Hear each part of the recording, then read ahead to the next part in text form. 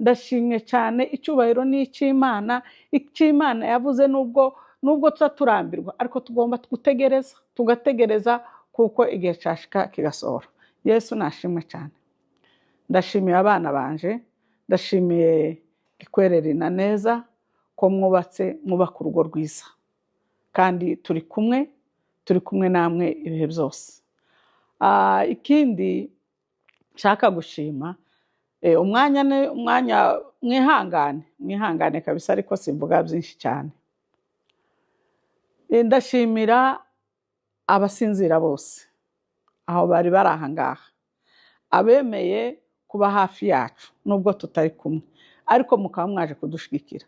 Turabashimiye kubw'umuhate wanyu mwatanze, umwanya wanyu mwatanze, amafaranga yanyu mwatanze, turabashimiye. Imana yo mu ijuru nishimwe cyane.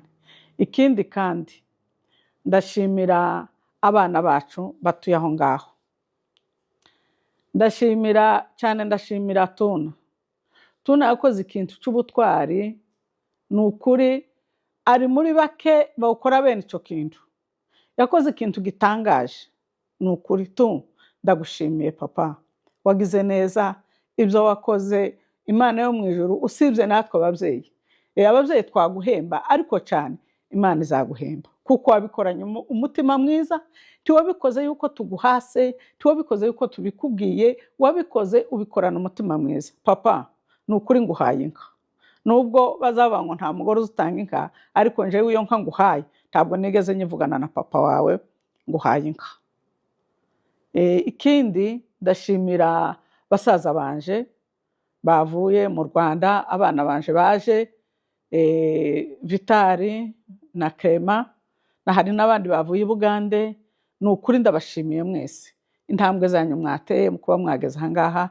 Imana yo mu ijuru ishimwe cyane, ndashimye. Ikindi kandi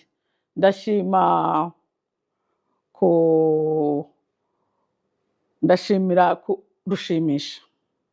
Papa uri umugabo w'intwari, uri umugabo kabisa. Njyewe uyu mwana yarantangaje, yafashe ubukwe kandi kuriya ni mutoya cyane, ni muto pe. Yafashe ubukwe bwose arabubumba abwishiraho, tiyirebaho umwanya wiwe hayatakaza, tiyireba ibyiwe ariko ashaka gukora, ariko aravuga ngo reka yinjire muri ubwo bukwe. Arabukora ikintu ku kindi, sinabona ukuntu nabivuga. Papa ni ukuri nawe kado yawe irateganijwe. Ndashima Imana, murakoze cyane. Mbanje kubasuhuza mwese muraho, kuko abateranye mwese hano mwateranye kubw'impamvu z'abantu babiri baduteranije, aribo abana bacu Adoni na Neza. Muri uyu mwanya rero muduhaye kugira ngo tugire icyo twavuga muri ibirori by'abana, nubwo turi kure ariko tubashe kubikora kandi nishimwe ku Mana. Ndagira ngo mvuge amagambo atatu hamwe n'ibintu ari byo gushima Imana no gushima abantu no gutanga inama. Mu rwego rwo gushima Imana, hariho mu gitabo cya Zaburi ibice 139 umurongo wa 13 na 5 na 6 na 17 hari amagambo y'Imana avugitse neza kandi akomeye cyane. Ijambo riravuga ngo Dawudi akiremerwa ahihishwe mu nda ya nyina, amaso y'Imana yarandebaga. Uwo ni Dawudi wavugaga ngo iminsi yiwe yose yo kubaho yose ng'Imana yari yizi, ndetse ngo itarabaho n'umwe utarabaho mbere umuntu ataravuka, Imana yari yaramaze kuyipanga no kuyimenya. Ngo Imana muri iryo jambo niyo gushimirwa kubera yuko n'uyu munsi yari yuzi. Nkurikije ibyo umubyeyi wamaze kuvuga mu kanya ko nanjye nari mpari, yavuze ibikomeye ariko ntiyabisobanuye, ariko mu magambo makeya nuko n'uyu munsi waremwe, uyu munsi wari uhari mu maso y'Imana, warahabaga twese tutawuzi, tukaja muri ibyo byose yavuze n'ibindi atavuze, ariko umunsi w'Imana wari uyu nguyu. Iyo gushima Imana ndirangirije aho ngaho. Imana niyo gushimwa ibihe byose, niyo nyiri byose, ni nayo yaduhaye mwebwe muri cyanga mwese. Ijambo rya kabiri ni gushima abantu mu by'ukuri. Wenda umuntu agize ngo avuge gushimira abantu, bo ni benshi, Imana yo ni imwe, ariko kuvuga buri muntu biragora. Ariko muri rusange mwese ko mwicaye aha ngaha, muteranye muri iyi nzu cyangwa se muri iyi sare irimo buno bukwe bw'abana bacu bombi. Turabashimiye mwese ko mwitabiriye kandi tubahaye icyubahiro rwose mukwiriye kubera yuko mwatwitabye. Nitwe twabararitse natwe twarararitswe n'umuhungu n'umukobwa, tuboneraho kubararika dufatikanye n'umuryango w'umukobwa. Mwese rero mwibe mwikaze kandi turabashimiye kuko mwaje muri ibirori. Ariko nanone hariho abantu bamwe na bamwe baserukira abandi umuntu agenda avuga. Yabivuze baciye umugani ngo uruta kwisumiza ntaba ari urwawe, ariko mwebwe mwese musa nkaho muri abashyitsi bacu. Nitwe twabanjije, ariko none abakurikiye n'abana bacu bari mu Gikwerere niwo mukuru, niwe abanje kuvuka.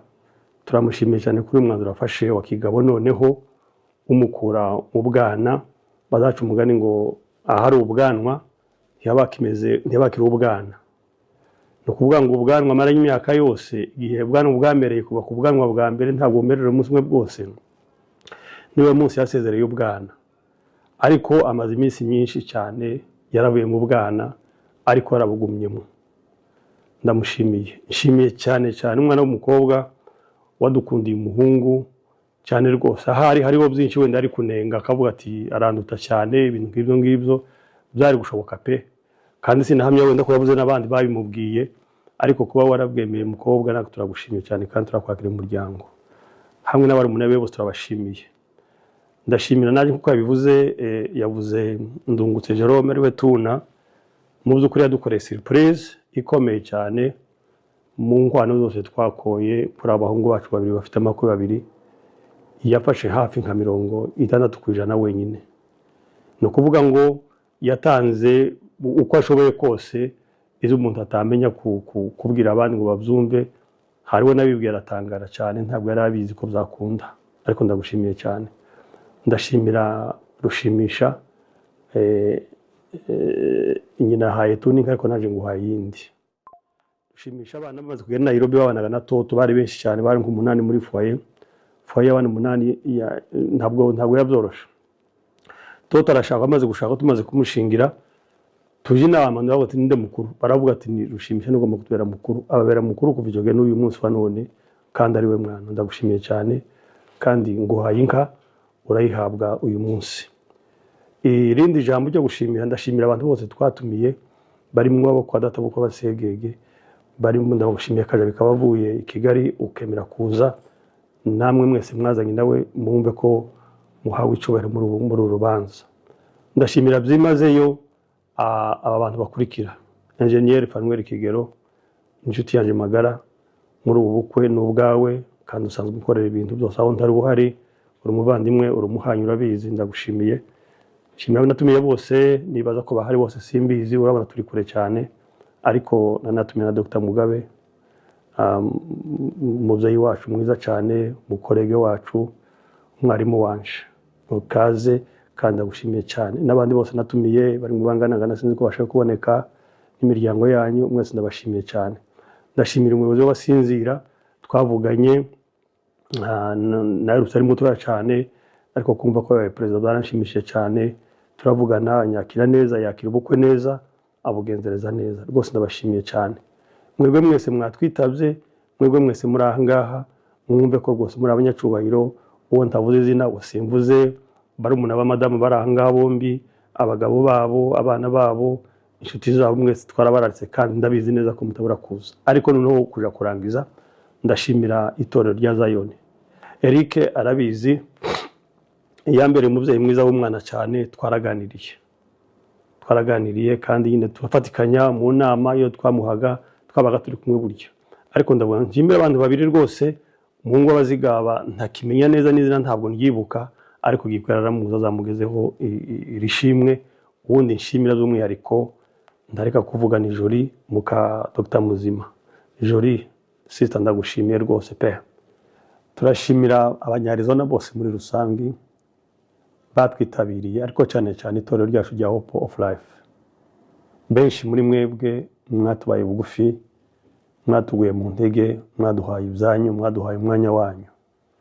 Muri abo kubahwa kandi rwose ndabashimiye, n'umuryango wanjye twese. Ndashimira na famille yacu y'abakubana hano Arizona. rwose mwabikoze nk'uko nguko. Famille Desire, famille Alexis n'abandi mwese, famille Gishoma muri rusange, mwese mwatwaye mu ntege. Mukamyi, Aroni, Magurane, Mugisha, rwose ndabashimiye. Mukamyi mwatwaye bugufi rwose. Uwo nibagirwa ntagira ikibazo no kubera umwanya nari kubibuka mwese, ariko ndizera ko nabaye effective. Ndashimira byimazeyo cyane famille Fabrice, mu byukuri n'abana ariko nanone kandi babaye nk'ababyeyi muri iyi minsi. Bari abana ariko badundukira ababyeyi, bakoze byose no kuba turi hano n'ukubera bo. Ntacyo mutakoze ku bwacu, ntacyo mutakoze ku muryango wacu, ariko burya icyo mwakoraga ni iki ngiki. Iyo mutajya kugikora ntabwo ibirori byari gutungana nk'uko byatunganye, ndetse n'ibindi turimo dufatikanya namwe ntabwo byari gutungana iyo mutajya kubibamwa, ariko kubera mwebwe mwakoze uko mushoboye kose. Ndashimira cyane cyane Marora na Muka Alexis uburyo mwatubaye bugufi mutunganya ibya kashi byahangaha, urubuga rukomeza kwegeramo amafaranga, mwabikoze neza cyane kandi Imana ibaha umugisha. Mashimwe rero umuntu azashobora kwibagirwa abantu b'ingenzi, ariko sinobora gushimira famille Fanuel Nyamagambo. Uko muri kose, uko mwasigaye kose, mwabayeho kandi ni kubw'Imana, ako nanone kandi kubw'amaboko ya famille Fabrice. Nanone Fabrice aragarukwaho ushimwe kandi uruwo gushimwa, uruwo gushimirwa, ariko ni ya famille ya Fanuel, abana be yasize, umugore wari umushiki wanje, mwarakoze. Ndagushimira Petite Sœur ibyo wakoze ukiri Nairobi, abana barabegeranije,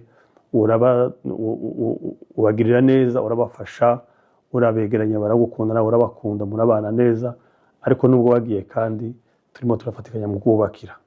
Ndashimira cyane Toto inkunga yawe yatugezeho. Mwese abo ndashoboye kuvuga ni ukuri mutumva kuko hari umuntu urengagije, abari mu Rwanda, famille zacu zose ziri mu Rwanda, abavandimwe bacu, nanzabakiza bikurikiranye gukwera abana, kuja gukoshanya kumutuma hirya no hino, ariko n'amahirwe na systeme bakomeje gukorana kuza amafaranga. Mwese ndabashimiye, ariko nanone kandi kuko mubizi ndakomeje ibindi biro birakomeje mu kwezi kwa gatandatu tariki 20 z'ukwezi kwa gatandatu 2026.